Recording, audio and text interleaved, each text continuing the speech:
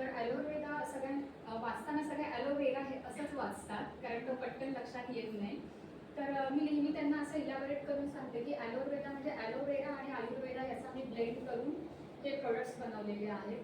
तर ॲक्च्युली मी 8 वर्ष प्रोफेसरशिप केली आणि त्यानंतर लॉकडाऊनमध्ये जेव्हा जॉब जायची वेळ आली आणि जेव्हा अगदी कॉलेजेसने सांगितलं की तुम्हाला अर्धीच सॅलरी देऊ, काम पूर्ण करा आणि अर्धी सॅलरी देऊ, तर हे कुठे मनाला खटकलं.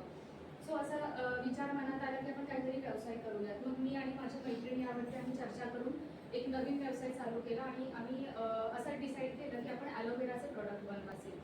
कारण की कोरोना होता आणि कोरोनानंतर असं लक्षात आलं की लोकांना जरा आयुर्वेदाकडे, हर्बलकडे जरा वाढता कल आहे, हे लक्षात घेऊन मग आम्ही हा व्यवसाय चालू केला.